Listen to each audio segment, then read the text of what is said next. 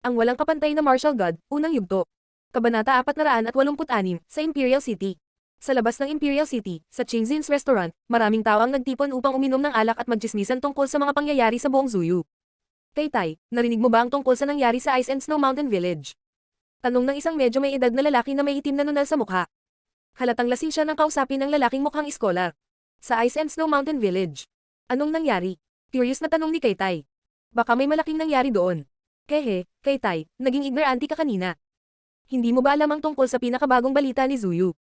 Sabi ng medyo may edad na habang tumatawa ng nanunuya. Alam ko kung ano ang nangyayari sa ating bansa. Dinala ni Marky Linfang ang kanyang mga tropa ng GXC sa Yunhai Mountain Chain at binuhay ang Yunhai Sect sa pamamagitan ng bloodbath. Kasabay nito, sinira niya ang Hao Yu Sect. Lahat ng tao ay nagsasalita tungkol sa mga bagay na iyon, sino ang hindi nakakaalam tungkol dito? Tanong ni Kaytay na parang naiinis. Ang Hao Yu Sect ay nawasak at si Linfang ay nakontrol ang Yunhai Mountain Chain at muling binuhay ang Yunhai Sect. Lahat ng tao sa Zuyu ay namangha sa mga pangyayaring ito, ngunit ang balitang iyon ay maririnig saan man sa bansa. Kehe, alam naman ng lahat ang mga bagay na iyan, lumang balita na iyon. Gayunpaman, mukhang hindi mo alam kung ano ang nangyari sa Ice and Snow Mountain Village. Sabi ng medyo may edad na lalaki na may itim na nunal na walang pakialam. Hindi nakaimik si Kaytay. Ano? Ang Ice and Snow Mountain Village ay napakalakas pa rin, maaaring si Linfang din ang naglipol dito. Ang Ice and Snow Mountain Village ay hindi katulad ng Hao Yu Sect. Nawala na ng Hao Yu Sect ang patriarch nitong si Chu Qing sa panahon ng genius competition ni Zuyu, gayon din si Chu Zanpang. Pareho silang pinatay ni Linfang. Kaya, ang Hao Yu Sect ay nawalan na ng mga pinuno nito. Gayunpaman, ang Ice and Snow Mountain Village ay mayroon pa ring patriarch, si Henzu Tian. Siya ay napakalakas at kayang tumayo bilang isang malakas na depensa laban sa mga kaaway.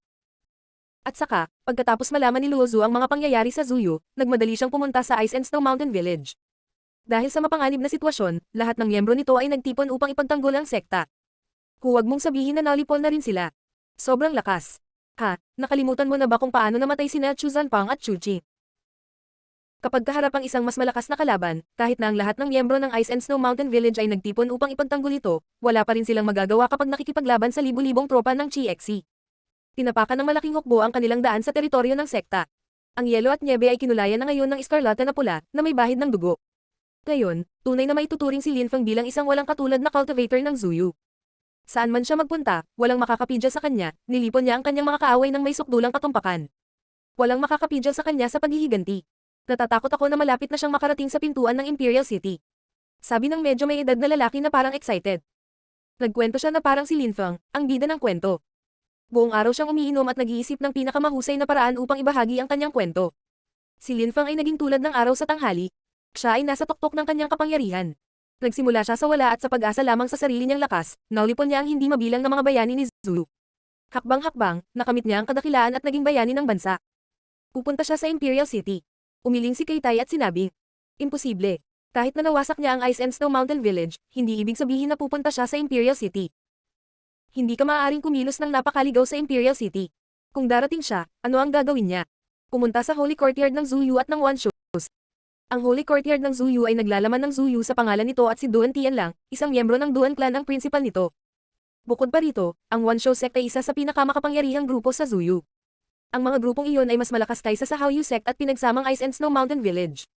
Bukod dito, ang Wanshu Sect ay mayroong Wo Qing na siyang ikatlong mataas na opisyal ng bansa. Si Linfang ay napakalakas, ngunit ang pagsira sa Wanshu Sect ay tila isang imposibleng gawain. Gagawin niya. Maghintay lang at tingnan. Sabi ng nasa katanghaliang gulang na lalaki na tila may tiwala sa sarili. Mukha siyang lasing na lasing at naiinip na siyang maging saksi sa mga darating na kaganapan. Imposible. Maaaring bumalik si Linfang sa Imperial City ng mag-isa. Siya ay malakas, ngunit hindi pa rin ito sapat para sa kanya upang makayanan ang buong Wanshu Sect. Kakailanganin niyang maging mas malakas kaysa sa kanila para malabanan ang napakaraming tao. Maghintay hanggang sa siya ay sapat na malakas at pagkatapos ay tiyak na darating siya, ngunit imposible sa ngayon. Sabi ng katabi nila, maraming tao ang tumanggo bilang pagsang-ayon. Sa katunayan, dapat ay babalik si Linfang sa Imperial City ng mag-isa. Kung tutusin, kilala si Linfang sa Imperial City sa pagiging anak ni Yu Menghe, hindi niya kailangang menas sa kanyang paghihiganti.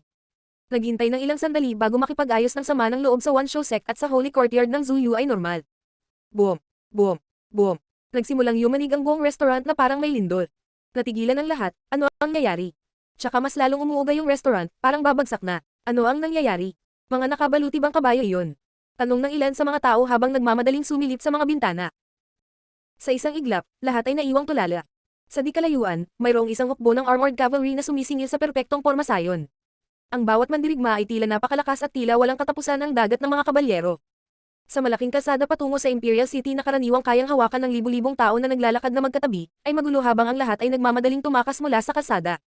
Ang mga nakabaluti na kabayong iyon ay tumatakbo patungo sa Imperial City. Dumating na siya. Nasa labas na siya ng Imperial City at naninangil sa loob ng Imperial City. Sigaw ng medyo may edad na lalaki na may itim na nunal. Mukha siyang tuwang-tuwa at kumikislap ang mga mata niya sa tuwa. Sino dumating? Tanong ni Keitai. Siyempre si Lin Fang. Dumating siya kasama ang kanyang mga tropa ng GXC at nagmamadali sila sa Imperial City. Baliw ka, daldal ka ng kalokohan. Sabi ni Keitai sa mahinang boses. Tumakbo din siya sa mga bintana at tumingin sa labas. Patuloy na nanginginig at nanginginig ang restaurant habang papalapit ang armored cavalry. Marami ang nag-aangat ng ilang kamakaway na bandila na may malalaking salita na nakasulat sa dugo. Ang pagbabalik ng Yunhai Sect, ang utang ng dugo ay dapat bayaran ng dugo. Ang mga salitang iyon ay isinulat gamit ang dugo ng kanilang mga kaaway. Ito ay kapansin-pansin na dahilan kung bakit biglang tumibok ng marahas ang mga puso ni Keitai at nang nasa katanghali ang gulang na lalaki. Ang Yunhai Sect, si Lin Fang talaga. Nakapagtataka, sisingilin talaga niya ang Imperial City kasama ang mga tropang GXC. Nais niyang sumulong sa Imperial City kasama ang isang hukbo. Gusto ni Lin Fang na ipaghiganti ang Yunhai Sect at bayaran ang kanyang mga kaaway sa dugo. Umikot si Keitai at naglakad pabalik sa lasing. Ang lasenggo ay mapagmataas at mukhang hindi siya kailanman nag-alinlangan tungkol sa pagdating ni Lin Fang kasama ang isang hukbo. Tama ang hula niya. Hindi pa siya lumalabas para makita, ngunit alam na niya na si Lin Fang iyon. Hindi lang ang mga tao sa restaurant ang nagulat, pati ang mga tao sa labas ay namangha rin. Ang lahat ay nagsimulang umalis sa mga gusali at bumuo ng isang pulutong sa magkabilang gilid ng kalsada habang pinapanood nila ang eksenang ito. Noong nakaraan, ito ang dating pinakaiginagalang na grupo ng mga matitigas na mandirigma ni Zuyu. Dati silang nagtatrabaho para kay Zuyu at pinoprotektahan ang hangganan mula sa mga pagsalakay ni Moyu. Ngunit sina Moyu at Zuyu ay lumaban sa isang malaking labanan at daan-daang libong sundalo ang namatay. Si Liu Kanglan ay dinakip at dinala pabalik sa Imperial City para sa pagbitay, ngunit si Lin Fang ay kinasuhan sa isang nagligtas sa kanya. Sa paggawa nito ay nakakuha siya ng isang fief, Yangzhou City, at ang hukbo ng GXC ay naging personal na tropa ng Marquis. Ang mga tropa ng GXC ay tulad sa mga alingaw-ngaw, sila ay sikat sa buong Zuyu. Ang kanilang katanyagan ay kumalat pa sa labas ng bansa at maraming mga kaaway ang nag-iingat sa kanila. Ang dumadagandong na tunog ng pagtakbo ay pumuno sa hangin, tila ang lupa ay magbibigay daan sa hindi kapanipaniwalang hukbong ito. Sa isang iglap, dumating ang mga tropa sa harap ng Imperial City. Ang bawat galaw nila ay nasa perpektong pormasayon. Ang hukbo ay malawak at marilag. Ang mga gwardya ng Imperial City ay mukhang tuliro. Ano ang nangyayari? Muli bang kukumkuban ng mga tropang GXC ang Imperial City? Si Zinyi ang bagong opisyal ng mga gwardya sa tarangkahan ng Imperial City. Nang makita niya ang lahat ng pulang kabayong iyon at ang mga banner na nakasulat sa dugo, agad niyang nahulaan kung sino iyon. Lin Fang at ang kanyang mga tropang GXC. Sa sandaling iyon, nagliwanag ang mga mata ni Zinyi. Tumingin siya sa kanila at sinabi, "Nasaan ang GXC Marquis?" "Nandito ako," sabi ng boses mula sa gitna ng tropa. Pagkatapos, isang mabangis na hayop ang lumipad sa himpapawid at nakarating sa itaas ng tarangkahan ng Imperial City. Nakaupo si Lin Fang sa may pakpak na tigre habang nakatingin sa kanila, partikular na nakatitig kay Zinyi na ikinagulat ng maraming nagmamasid. Ang mga mata ni Lin Fang ay tila malamig sa yelo at ang mga nagbabantang kislap ay kumikislap sa mga mata ng may pakpak na tigre. Gaano nakakatakot? Marquis Lin Fang, dapat mong malaman na ang isang hukbo mula sa labas ng lungsod ay hindi maaaring pumasok sa Imperial City, ikaw ay pinahihintulutan lamang na pumasok kasama ang isang bahagi ng mga taong ito. Sabi ni Zinyi, siya ay nagsasalita ng napakabagal upang subukan at manatiling kalmado. Ang isang hukbo mula sa labas ng Imperial City, lalo na ang mga pribadong hukbo, ay hindi malayang makapasok sa Imperial City, lalo na hindi buong puwersa, kung hindi, sila ay may kapangyarihang lumikha ng kaguluhan. Hindi gustong pasanin ni Zinyi ang responsibilidad na doon. Bukod pa rito, kung dumating si Lin Fang sa Imperial City kasama ang lahat ng kanyang mga tropa, wala itong magandang intensyon. Siya ay dumating upang maghayganti. Naaalala mo ba sina Meng Chong at Meng Han? Hindi gaanong nagsalita si Lin Fang, ilang salita lang, na may mahinahang boses. Nagsimulang kumagat ang bibig ni Zinyi. Siyempre naalala niya sina Meng Chong at Meng Han. Noon, nakatayo si Meng Chong sa kinatatayuan niya noong mga sandaling iyon, at si Meng Chong ay anak ni Meng Han. Sinaktan nila si Lin Fang at pinigilan siya na makapasok sa Imperial City kaya kinatay niya sila at iniwan pa silang nakabayubay sa mga pader ng lungsod. Ang walang kapantay na martial god, unang yugto. Kabanata 487, pagbabalik sa Holy Courtyard. Binabalaan siya ni Lin Fang at malinaw din na pinagbabantaan siya. Gusto ni Lin Fang na maalala niya kung bakit namatay sina Meng Chong at Meng Han. At saka, noon, hindi pa nakakalusot si Lin Fang sa Zuan-Chi layer, at hindi siya sikat at maimpluwensyang gaya ngayon. Wala siyang suporta sa likod niya noon. Noon, walang ideya ang lahat kung sino ang mga magulang ni Lin Fang, hindi nila alam na dalawa sa pinakamakapangyarihang cultivator ng bansa ang kanyang mga magulang. Si Lin Fang ay naging mas malakas kaysa sa kanyang nakaraan. Nasira niya ang Hao Sect, kinuha ang kontrol sa Yunhai Mountain Chain. Lahat ng ginawa niya ay hindi kapani-paniwala. Hindi napigilan ni Xingyi si Linfeng, kung hindi, siya ay papatayin din. Si Linfeng ay naging isang Diyos ng kamatayan, papatayin niya ang sinumang humahadlang sa kanyang daan. Walang sino man ang nang-ahas na subukan at pigilan siya mula sa kanyang landas ng paghihiganti. May limitasyon ng pasensya ko. Bilisan mo at magdesisyon ka. Walang pakialam na sabi ni Linfeng, ngunit naguguluhan si Xingyi. Kailangan niyang gumawa ng desisyon at mabilis, kung hindi ay mawawalan ng galit si Linfeng. Sa totoo lang, nakikita ko ngayon na maraming malalakas na individual na cultivator, ang iba ay maaaring makapasok sa Imperial City bilang kanilang entourage, wala talagang problema. Sabi ni Xingyi habang nakatingin sa tropa. Lahat sila ay mas malakas kaysa sa nakaraan. Lahat sila ay mukhang napakalakas at amoy dugo. Ang nakamamatay na Chi na pinakawalan ng mga tropang Chi-Xe ay mas malakas kaysa sa nakaraan, maaari nilang pilitin ng mga tao na magpatira pa sa takot sa pamamagitan lamang ng pagpapakawalan ng kanilang Chi. Ang kanilang mga ekspresyon sa mukha ay lubhang mahigpit at uhaw sa dugo. Ang lahat ay nagtataka kung anong paraan ang ginamit ni Linfeng sa kanila upang payagan silang magkaroon ng ganoong kalakas na pagtaas ng lakas. Ang mga tropang Chi-Xe ay higit na nakakatakot. Sa kanilang lakas, ang pagpasok sa lungsod ay malinaw na madali. Buti na lang, kasi ang sama ng ugali nila. Walang pakialam na sabi ni Linfeng. Bahagyang tumanggo si Xingyi. Kung kailangan ni Linfeng na pumasok sa lungsod kasama ang kanyang mga tropa, maituturing silang isang armadong rebelyon na magbibigay sa kanyang mga kaaway ng dahilan para magreklamo. Gayunpaman, sa sandaling iyon, papasok na si Linfeng sa lungsod at ang tanging responsable dito ay si Xingyi. Walang sino man ang maaaring sisihin si Linfeng sa pagpilit na pumasok sa lungsod. Binigyan ni Linfeng si Xingyi ng dalawang pagpipilian, ang una ay ang mamatay, ang pangalawa ay ang pananagutan sa pagpapasok sa kanya. Si Linfeng ay mayroon ng ganap na kontrol sa sitwasyon.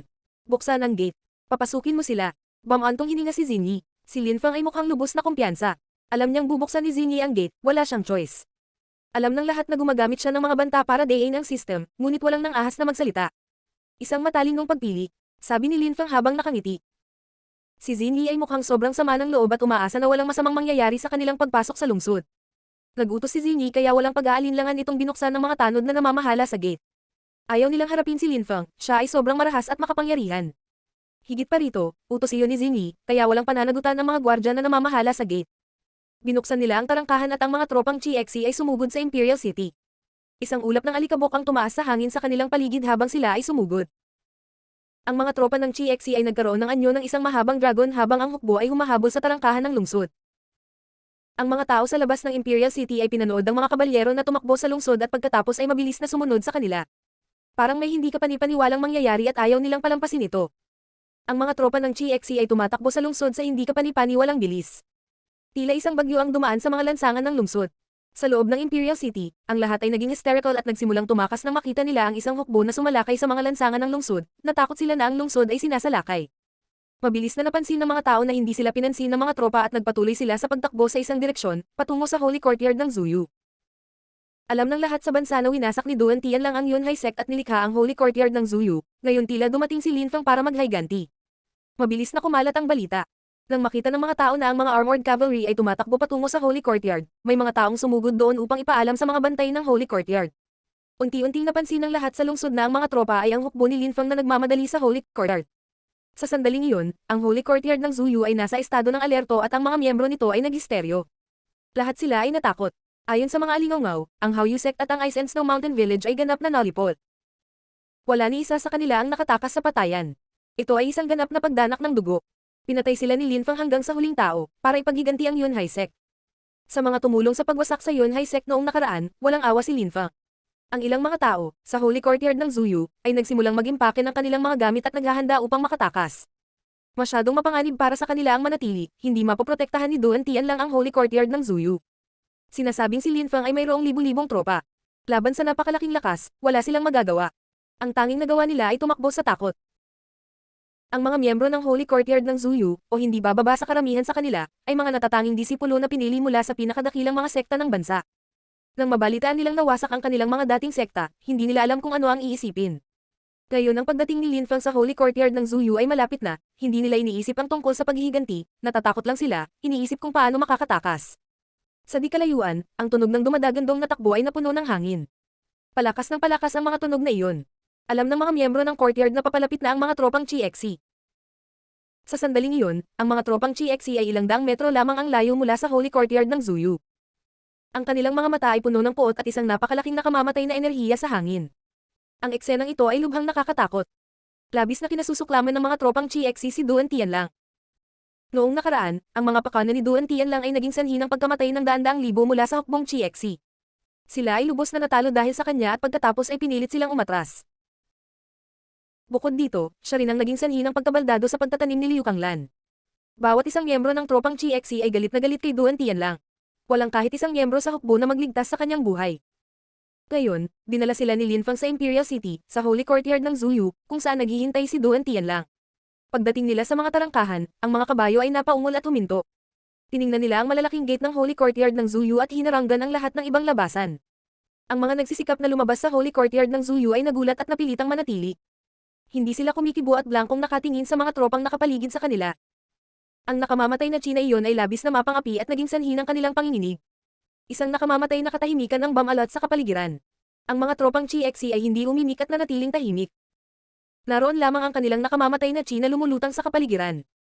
Ang ganoong uri ng katahimikan ang higit na kinatatakutan ng mga tao, ang kawalan ng katiyakan ng paghihintay ay pumuno sa kanilang mga kaluluwa ng takot. Lahat sila ay gustong tumakas mula sa Holy Courtyard ng Zuyu, ngunit kung ang koleksyon ng nakamamatay na China iyon ay umabot sa kanilang mga katawan, sila ay mamamatay. Lumitaw si Lin Fang sa hangin sa itaas ng Holy Courtyard ng Zuyu, isang tao, isang halimaw, tulad ng huling beses na dumating siya. Gayunpaman, noong nakaraang pagkakataon, hindi siya umaatake. Pinahiya lang niya si Duan Tianlang at ang Holy Courtyard ng Zuyu. Ito rin ang may pakpak na tigre na pumatay sa isa sa mga guro noong huli silang pumunta doon. Pero this time, iba na. Naunawaan ng lahat kung bakit dumating si Lin Fang. Ito ay nakasulat sa isang malaking watawat na may dugo. Ang pagbabalik ng Yunhai Sect, ang utang ng dugo ay dapat bayaran ng dugo. Dumating si Lin Fang para sa kanyang paghihiganti. Hindi niya pinatay si Duan Tianlang noong nakaraan dahil gusto niyang masaksihan ni Duan Tianlang ang pagkawasak ng Holy Courtyard ng Zuyu sa sarili niyang mga mata, gusto rin niyang masaksihan ni Duan Tianlang ang muling pagkabuhay ng Yunhai Sect. Ang Yunhai Sect ay nabuhay muli at ang Holy Courtyard ng Zuyu ay napahamak. Duan Tianlang, pumunta ka dito. Sigaw ni Lin Fang.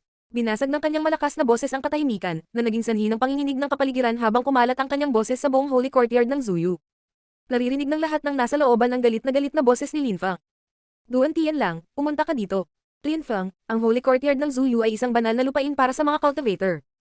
Halina't labanan ang kamatayan bilang isang cultivator. Sabi ng isang boses na nagmumula sa loob ng Holy Courtyard ng Zuyu. Lahat ay namangha, kabilang si Lin Fang. Hinahamon ba ni Duan Tianlang si Lin Fang sa isang labanan hanggang kamatayan? Mga gitnang tropa, sumama sa akin sa loob, ang mga kaliwang tropa ay humahadlang sa lahat ng paglabas at pigilan ng sinuman na umalis, kanang tropa, bigyang pansin ang hangin. Sabi ni Lin Fang na walang pakialam. Pumasok din ang may pakpak na tigre sa Holy Courtyard ng Zuyu. Kasabay nito, sinundan siya ng gitnang tropa, ngunit nasa lupa sila habang nasa langit si Lin Fang.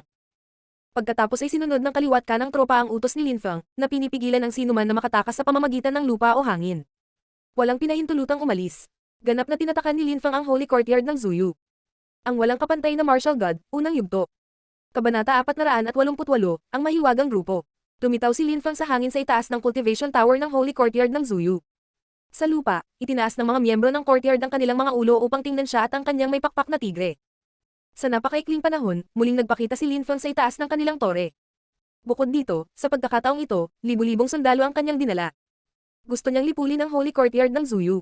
Sa paanan ng cultivation tower ay may isang grupo ng mga tao na dahan-daang umangat sa himpapawid na naghihintay. Si Duan Tianlang ay nakatayo sa gitna ng grupong iyon. Mukha siyang maharlika at nabawi ang kanyang presensya. Bukod kay Duan Tianlang, may ilang tao hindi sila taga Holy Courtyard ngunit kaalyado nila si Duan Tianlang sa sandaling iyon. Ang chi mula sa grupong iyon ay napakalakas. Lahat sila ay nasa Zuan Chi layer. Sa pagkakataong ito, ang Holy Courtyard ng Zuyu ay lumitaw ng buong lakas. Mukhang pinaghandaan mo ang laban na ito. Sabi ni Lin Fang habang nakakunot ang noo. Si Duan Tianlang ay mukhang naghihintay sa kanya. Kanina pa ako naghihintay. Sabi ni Duan Tianlang, ang kanyang mga mata ay kasing lamig ng yelo. This time, hindi na siya mukhang natatakot. Nanlamig din ang mga mata ni Lin Fang. Mabilis niyang sinulyapan ang mga taong iyon at tinanong ang sarili kung bakit kumpiyansa ang pagkilos ni Duan Tianlang. Patuloy na tinitingnan ni Lin Fang ang mga taong iyon, ngunit talagang wala siyang mapapansing kakaiba. Sila ay mukhang napakakaraniwan, at tiyak na dahil doon, ang sitwasyong ito ay tila hindi pang karaniwang mapanganib. Ngunit malinaw kay Lin Fang na ang mga taong iyon ay hindi magiging ganoon kaordinaryo, kung hindi, bakit sila tatayo kasama si Duan Tianlang? Yung 18 cultivator ng Zuan Chi layer mula noong isang gabi, pinadala mo ba sila? Tanong ni Lin Fang habang nakatingin sa mga taong iyon. Sa kabuuan, mayroong 5 tao na nakatayo sa gilid ni Duan Tianlang. Parang pinoprotektahan siya ng mga ito. Ang 5 taong iyon ay tumingin kay Lin Fang na naguguluhan. Pagkatapos ay nagtanong ang isa sa kanila. Pinatay mo ba sila? Simple lang ang pangungusap na iyon ngunit sa paraang inaamin niya na ang mga taong iyon ang ipinadala nila. Ginawa ko, walang pakialam na sabi ni Lin Fang habang tumatango. Nanlaki ang kanilang mga mata ngunit wala silang sinabi, nakatitig lang sila kay Lin Fang. Sa inyo ni Duan Tian lang, sino ang amo at sino ang utusan? Tanong ni Lin Fang. Ang ibig niyang sabihin, sa pagitan ni Duan Tian lang at sa 5 taong iyon, na may mas mataas na katayuan.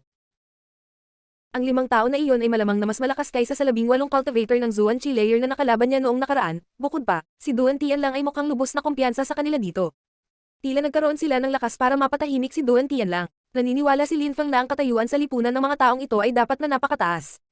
Ang pagkawala ng 18 cultivator na iyon ng Zuan Chi layer ay tila wala sa kanila, ang katotohanan na sila ay patay ay tila hindi gaanong nakaapekto sa 5 taong iyon, nagkaroon lamang ng kaunting pagbabago sa kanilang mga ekspresyon. Ang 18 cultivator ng Zuan Chi layer ay isang makapangyarihang puwersa, kung naging bahagi sila ng isang maimpluwensyang grupo sa Zuyu, nakamit sana nila ang magagandang bagay. Ngunit ang mga taong iyon ay walang pakialam sa 18 magsasaka ng Zuan Chi layer. Ano ang ibig sabihin noon? Ano ang kanilang katayuan sa lipunan? Walang silbi ang pagsagot sa mga patay. Sabi ng isa sa mga taong iyon sa walang pakialam na tono, na nagpangiti kay Duan Tian lang. Tumingin siya kay Lin Fang habang tila walang takot at mapanuksong sinabi. Lin Fang, noong isang gabi, nagkaroon ka ng pagkakataon na patayin ako ngunit hindi mo ginawa, ginagarantiyahan ko na ito ang pinakamalaking pagkakamali na nagawa mo sa buong buhay mo. Pinalampas mo ang iyong pagkakataon noong gabing iyon at ngayon ay mamamatay ka dahil dito. Parang ang mga taong ito ay nasa itaas mo, ikaw lamang ang kanilang alipin, isang utusan, isang walang kwentang aso. Sabi ni Lin Fang habang hindi pinapansin si Duan Tian lang. Pagkatapos ay nagpatuloy siya, sa mahinang boses. Hindi ko akalain na ang maringal na si Duan Tian lang, na may katayuan ng isang maharlika, ay magiging lingkod ng iba. Nagulat ako. Naisip ko na, kahit na medyo mahina si Duan Tian lang, siya ay isang maharlika pa rin. At ang isang maharlika ay naging isang alipin lamang, ang maliit na aso ng ibang tao. Ang mga salita ni Lin Fang ay namangha sa maraming miyembro ng Holy Courtyard of Zuyu. Sinasabi niya na ang tagapagtatag ng Holy Courtyard ng Zuyu ay alipin ng ibang tao. Hindi nila naisip iyon noon pa man. Si Duan Tian lang ay isang maharlika at ang kanyang katayuan ay maharlika. Paano siya naging alipers ng isang tao? Ngunit sa katunayan, malinaw na sinusunod ni Duan Tian lang ang 5 taong ito. Hindi ko talaga gustong malaman iyon, curious lang ako. Kung si Duan Tian lang ay lingkod ng isang tao, nangangahulugan ito na ang mga nasa itaas ay dapat na mas mahalaga kaysa sa mga miyembro ng Imperial Clan. At saka, malapit na ang Great Competition at ang Imperial Clan ay magsusumikap na panatilihin akong buhay. Gusto nila na ako ang kumatawan sa kanila sa mahusay na kompetisyon, kaya anong papel ang pinaplano ninyo? Tanong ni Lin Fang, mukhang naguguluhan siya ngunit bahagyang nagulat. Si Duan Tian lang ay isang maharlika na may dugo ng Imperial Clan, ngunit tila sinasamba niya ang 5 taong iyon. Hindi naniniwala si Lin Fang na ang mga taong ito ay mula sa isang puwersa sa labas ng Imperial City. Kinailangan nilang magkaroon ng napakataas na katayuan sa lipunan sa Imperial City. Iyon lang ang paliwanag.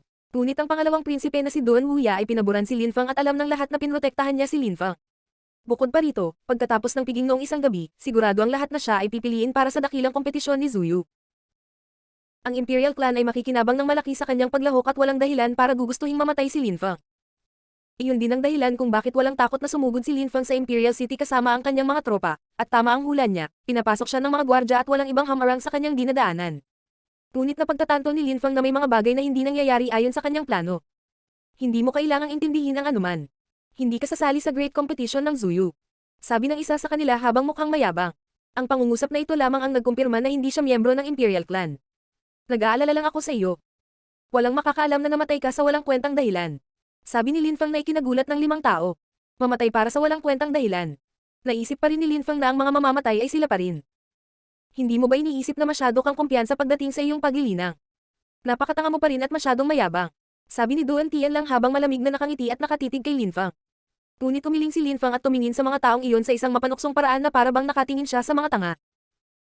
Hindi ko kailangang humiram ng kapangyarihan ng iba para labanan ka, Duan Tian lang, o kahit na sirain ang buong Holy Courtyard ng Zuyu, ngunit dahil pinili mong maging aso ng iba, papatayin ko muna sila at pagkatapos ay lilipulin ang Holy Courtyard ng Zuyu. Walang pakialam na sabi ni Lin Fang. Nang matapos siyang magsalita, isang grupo ng mga tao sa harapan ng hukbo ang nagtanggal ng kanilang mga helmet at bumangon sa ere upang mabilis na sumama kay Lin Fang. Nang makita ng mga tao ang kanilang mga mukha, sila ay namangha. Babae sila. Ang grupo ng mga taong umaangat sa himpapawid ay ganap na binubuo ng mga kababaihan. May 36 na babae ang sumali kay Lin Fang. Lahat sila ay walang malasakit at ang kanilang chi ay kakaiba. Ang mga babaeng iyon ay nakabuo ng 4x9 battle formation. Ang Lovesick Forest. Nagulat ang mga kalaban. Ang mga babaeng nakasuot ng puting damit ay mula sa Lovesick Forest. Ibinigay niya ang mga ito sa iyo. Sabi ng nagsalita habang nakatitig kay Lin Fang, kumikislap ang mga matalim na ilaw sa kanyang mga mata. Ang mga kababaihan ng Lovesick Forest. Kahit na hindi sila masyadong malakas mag-isa, pinanatili nila ang kanilang dalisay na puso at ganap na nakatutok sa cultivation, pinag-uugnay nila ang kanilang mga kapangyarihan gamit ang pangkukulam. Nang magkasama silang lumaban sa Porma Sayon, napakalakas nila. Walang nang ahas na maliitin ang kapangyarihan ng mga babaeng iyon. Parang hindi ganoon ka makatwiran ang tiwala mo, sabi ni Lin Feng habang nakangiti ng malamig na ikinagulat ng 5 tao. Ang 36 na babaeng ito ay isang nakakatakot na puwersang panlaban. 6 na beses na 4 na Porma Sayon laban sa 5 taong iyon, ang iba ay pipigilan ng sinumang magtangkang tumakas. Walang pakialam na sabi ni Lin Feng. Agad na sinalakay ng 24 na babae ang 5 tao habang ang 12 pa ay umangat sa ere at bumuo ng bilog na Porma Sayon sa paligid ng laban at gumawa ng harang gamit ang mga spells. Si Lin Feng ay medyo nabigla. Ang mga babaeng ito ay nakabuo ng 12-person formation. Sa sandaling iyon, ang kanilang posisyon ay tunay na perpekto, walang sino man ang makakatakas mula sa loob. Si Duan Tian lang ay namangha at tumitig kay Lin Feng. Ang ngiti niya ay tuluyang nawala sa kanyang mukha. Mukha lang siyang puyat at nanginginig siya sa takot. Ang mga pangkat ng kababaihan sa isang Porma Sayon ng labanan ay lubhang mapanganib. Umaasa lang si Duan Tian lang na mapoprotektahan siya ng 5 taong kasama niya. Kung ang kanyang 5 kasabwat ay matalo, si Duan Tian lang ay tiyak na mamamatay. Nang isipin niyon ni Duan Tian lang, lalo siyang kinabahan. Amang walang kapantay na martial god, unang yugto. Kabanata 489, ang Snow Dragon Rope. Nagsimula ang labanan, ang mga tao ay nagiging hysterical habang ang isang nakakatakot na chi ay nagkalat sa kapaligiran. Timang labanan ang nagaganap sa langit. May katwiran ng 5 taong iyon sa pagiging mayabang. Lahat sila ay nakalusot sa ika-5 Zuan Chi layer, lalo na ang nagsalita para sa kanila. Nasa tuktok siya ng ika-5 layer ng Zuan Chi, isang hakbang na lang ang layo mula sa pagpasok sa ika-6 na layer ng Zuan Chi, nakakatakot ang kanyang lakas. Gayunpaman, ang 4 na babae ay nakakagulat na nagawang sugpuin siya, na nangangahulugan na ang ibang mga babae ay maaaring mag-ingat sa iba. Ang 2 Porma Sayon ay sapat na upang ganap na sugpuin ang mga ito. Namangha si Duan Tian lang nang makita niya iyon at nagulat din ang mga tao. Ang mga babaeng iyon ay may nakakatakot na kapangyarihan sa pakikipaglaban kapag nagtutulungan. Perpekto ang kanilang battle formation, kaya nilang magsagawa ng mga perpektong pag-atake kapag magkasamang lumalaban at ang kanilang kapangyarihan ay pasabog. Ang 5 cultivator na iyon ng ika-5 Zuan Chi layer ay ganap na kontrolado. Yumeng hindi niya sinayang ang kanyang oras sa nakalipas na 18 taon, pinalaki niya ang mga babaeng iyon at ginawa silang isang malakas na puwersang panlaban. Ngayon, ibinigay na niya ang mga babaeng iyon kay Lin Feng, sa likas na kakayahan nito, parang nagbibigay ng pakpak ng tigre. Nagtataka ako kung saan nanggaling ang mga babaeng iyon. Sa mga Porma Sayon ng labanan at sa kanilang mga spell, nakakatakot ang kanilang kakayahan sa pakikipaglaban. Napaisip ang maraming tao nang makita nila ang mga babaeng iyon. Napakabata pa nilang lahat sila ay nasa 20 taong gulang. Alam ng karamihan na ang mga babaeng iyon ay hindi mahina, ngunit ang pinakamahalagang katotohanan ay ang buong buhay nila ay inialay nila sa paglilinang at bihirang makipag-ugnayan sa labas ng mundo na nangangahulugan na ang kanilang mga puso ay hindi nadumihan ng mundo. Sinunod lamang nila ang kanilang Panginoon sa buong buhay nila at gumawa ng malaking pagunlad sa kanilang paglilinang. Bukod pa rito, mayroong 2 uri ng mga magsasaka na maaaring madagdagan ang kanilang paglilinang ng napakabilis. Ang mga taong kabilang sa unang kategorya ay may dalisay na puso na hindi nadumihan ng makamundong mundo, bukod sa pagsasanay sa paglilinang, wala na silang ibang alam. Ang ginawa lang nila sa buhay ay pagsasanay sa paglilinang, wala nang iba pa. Ang mga taong kabilang sa pangalawang kategorya ay ang mga uri ng sobrang matigas ang ulo. Mayroon silang napakataas na mga kinakailangan pagdating sa kanilang sarili at sa kanilang mga kakayahan, inaasahan nila ang isang mahusay na deal mula sa kanilang sarili. Upang umunlad sa paglilinang, handa silang gawin ang anumang bagay. Hindi sila nagtipid ng anumang pagsisikap sa kanilang landas ng paglilinang. Ang tanging layunin nila ay pahusayin ang kanilang paglilinang.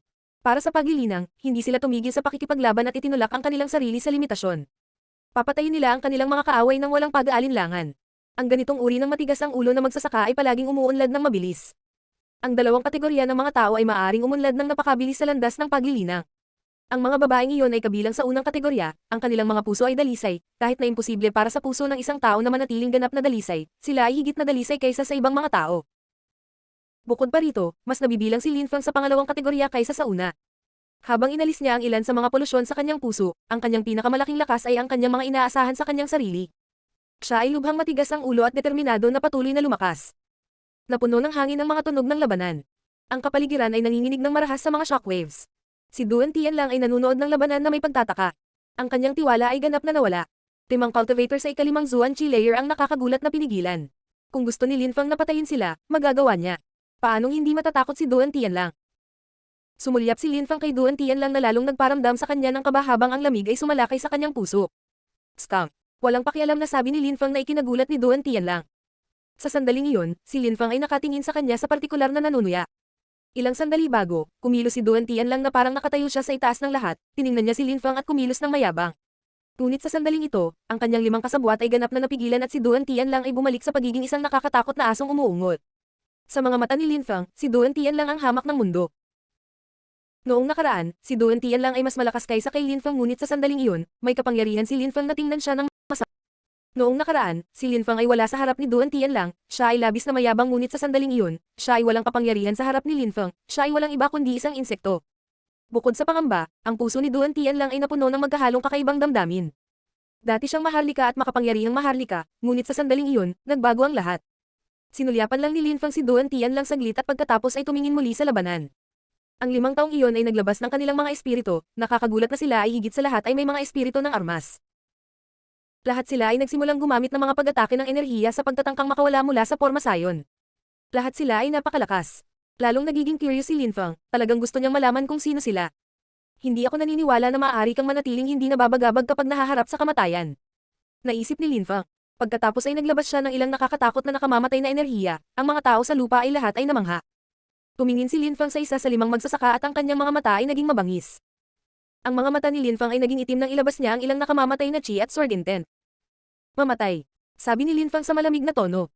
Pagkatapos ay nagsimulang gumalaw si Lin Feng na parang hangin at sumugod patungo sa cultivator na iyon ng ika-5 layer ng Zuan Qi. Naramdaman ng iba pang 4 na cultivator na umaatake si Lin Feng at nagsimulang manginig. Habang umaatake si Lin Feng, wala silang magawa, halos hindi sila makagalaw. Kaagad pagkatapos, pinilit ng mga babae ang iba pang 4 na cultivator na nagbukas ng daan para kay Lin Feng. Hingal na hingal ang lahat dahil hindi kapanipaniwala ang pagtutulungan nila. Ang cultivator na iyon sa ika-5 layer ng Zuan Qi ay nanginginig ng husto. Ang malalakas na enerhiya ay nagpatuloy sa pagbomba sa kapaligiran at ang mga tunog ng banggaan ay walang tigil. Kasabay nito, naglabas si Lin Feng ng mas nakakatakot na nakamamatay na enerhiya na nagpasimangot sa cultivator na iyon, at nagsimulang manginig ang lahat ng kanyang kalamnan. Kaagad pagkatapos, tulad ng isang ilusyon, lumitaw si Lin Feng. Sinira niya ang mga lakas na inilabas ng magsasaka at agad na lumapit sa kanyang harapan. Ang cultivator na iyon ng Zuan Qi layer ay nakaramdam lamang ng bug zone ng hangin na dumaan sa kanyang katawan at agad na napansin si Lin Feng. Naglabas si Lin Feng ng nakamamatay na chi na puno ng sword intent at idiniin ito sa lalamunan ng cultivator. Ang enerhiya ay tila napakahina kumpara sa normal, ngunit ito ay higit pa sa sapat upang tumagos sa kanyang lalamunan. Lagok. Ang cultivator ay napalunok sa takot, nang maramdaman niya ang nakamamatay na chi na iyon sa kanyang lalamunan, ang kanyang lalamunan ay nakaramdam ng matinding pagkatuyo at siya ay mukhang takot na takot. Sa sandaling iyon, maaaring patayin siya ni Lin Feng kahit kailan niya gusto. Kung siya ay papatayin, lahat ng mga taon na ginugol niya sa paglilinang ay mawawala kasama niya. Sabihin mo sa akin kung sino ka. Malamig na sabi ni Lin Feng na nagpakinang sa mga mata ng taong iyon na para bang may pagkakataon siyang mabuhay. Kung sasabihin ko ba sa'yo, pakakawalan mo ba ako? Tanong ng taong iyon na may kislap na pag-asa sa kanyang mga mata. Ang kanyang determinasyon ay nadurog, na sinasabi kay Lin Feng na hindi mahalaga, si Lin Feng ay isa ng patay na tao.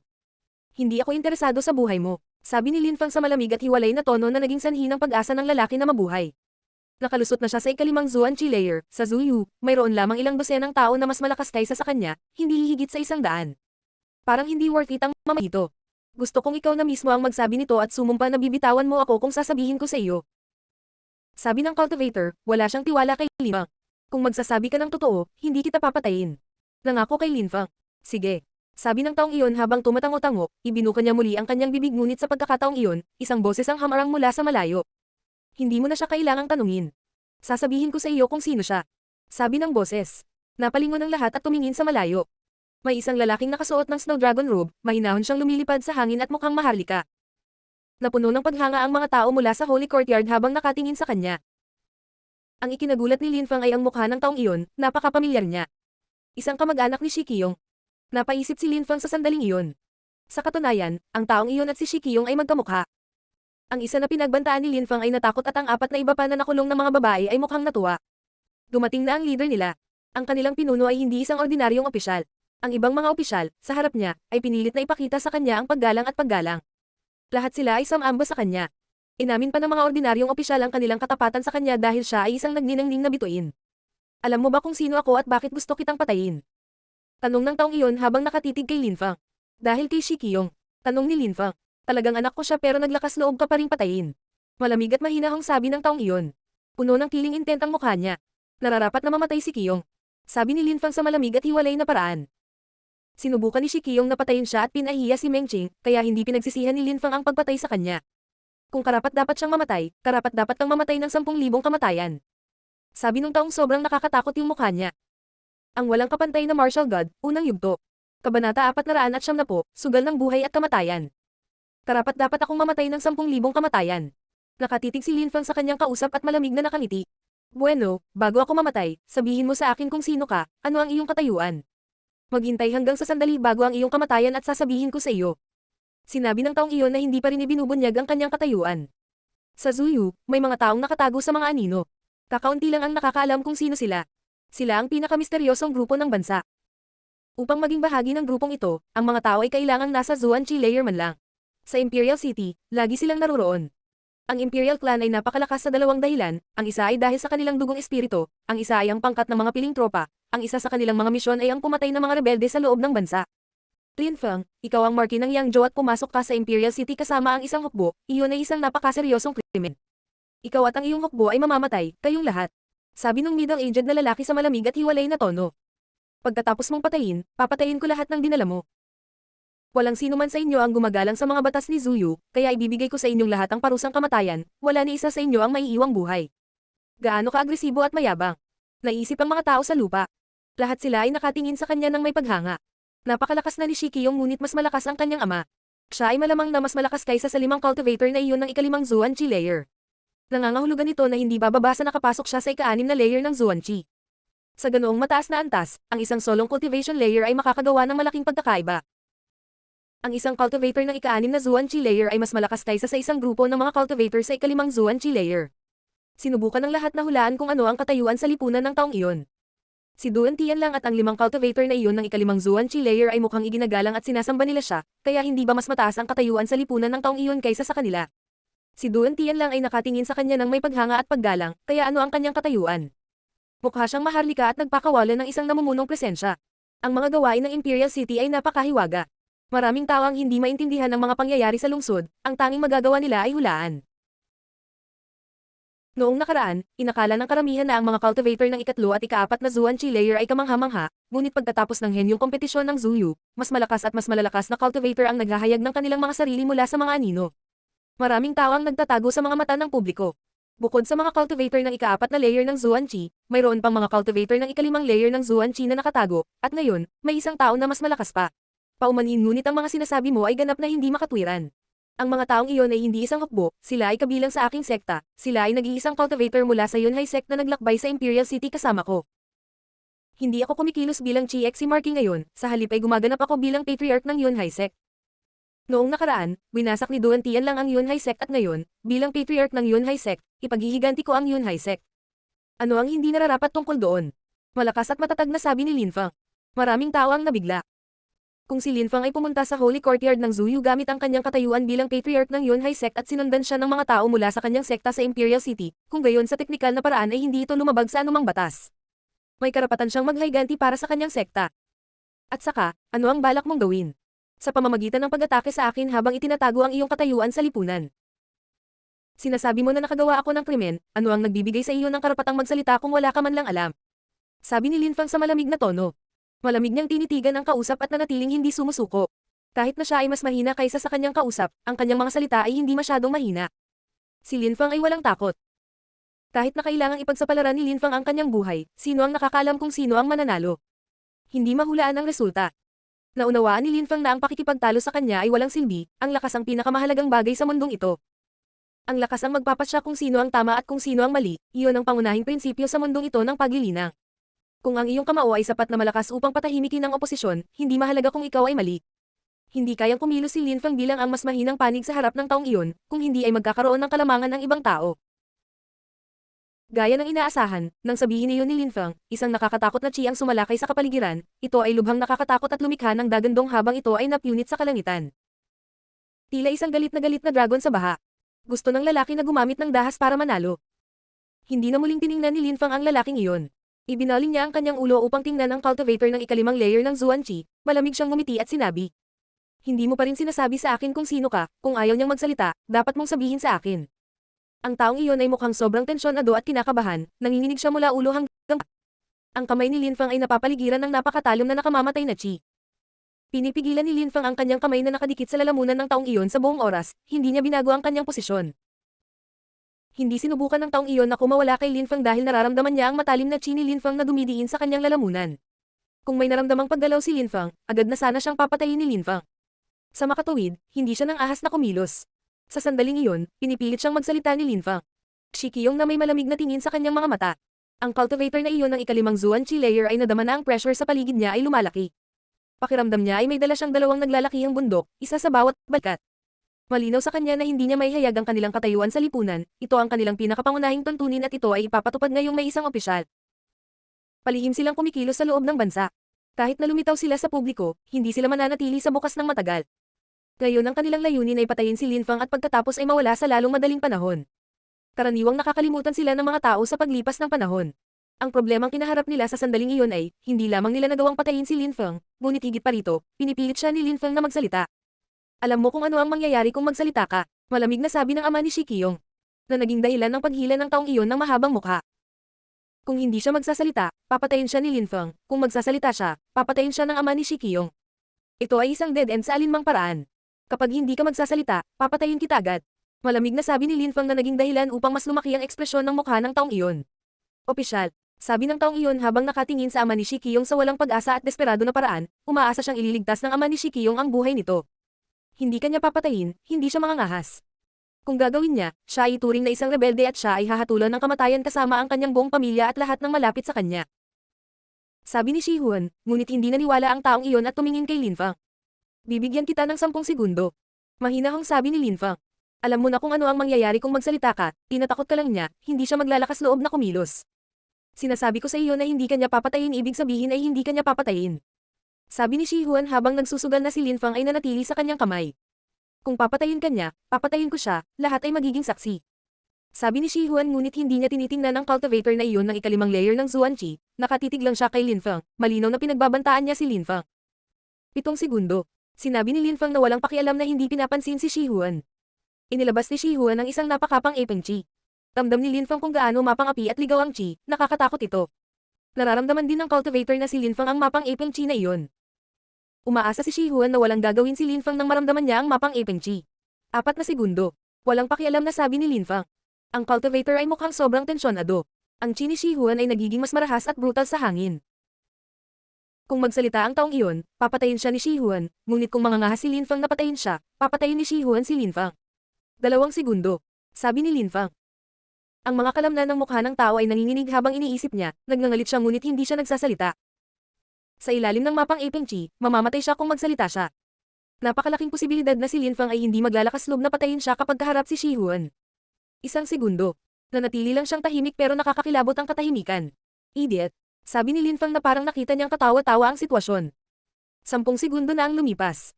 Tumagos ang dulo ng daliri nito sa lalamunan ng lalaki at saka hinugot ng laslas. Biglang lumiit ang mga pupils ng taong iyon, pero dilat ang mga mata niya sa gulat, takot na takot. Walang sinabing kalabisan si Linfang, agad niya itong pinatay ng matapos ang oras. Hindi manggahas si Linfang na patayin siya. Ignorante. Ang kanyang pagpili ay malinaw na may depekto sa maraming paraan. Kung talagang nagmamalasakit siya sa buhay mo, hindi sana niya ako tinakat na papatayin bilang ganti. Dahil noong una ay gusto niya akong patayin, bakit ako matatakot sa kanyang mga banta? Walang pakialam na sabi ni Linfang na ikinagulat ni Shi Huan. Gaya ng inaasahan, hindi kumilos si Shi Huan, hindi man lang niya nilinggan ang cultivator na namatay, parang walang kinalaman ang pagkamatay niya kay Shi Huan. Isa lang ang gusto ni Shi Huan, ang patayin si Linfang. Ang cultivator na iyon ng ikalimang layer ng Zuan-Chi ay hindi maipikit ang kanyang mga mata kahit sa kamatayan, ang kanyang katawan ay nahulog mula sa langit na may dilat na mga mata. Isang cultivator ng ikalimang Zuan-Chi layer ang kamamatay lang ng mga kamay ni Linfang. Dapat kong sabihin na hinahangaan ko ang iyong katapangan. Sabi ni Shi Huan habang mukhang walang emosyon at naglalabas ng makapal na nakamamatay na enerhiya. Ngunit kapag nahaharap sa isang mas malakas na cultivator, ang lakas ng loob ay walang silbi. Sa sandaling iyon, naglabas si Shi Huan ng napakapangit na chi na pumuno sa hangin at bumagsak sa direksyon ni Linfang. Kahit na malakas ka, ano ang nagbibigay sa iyo ng lakas ng loob na sabihin ng mas malakas, tumawa si Linfang. 36 na Celestial Sword Formation, Condense.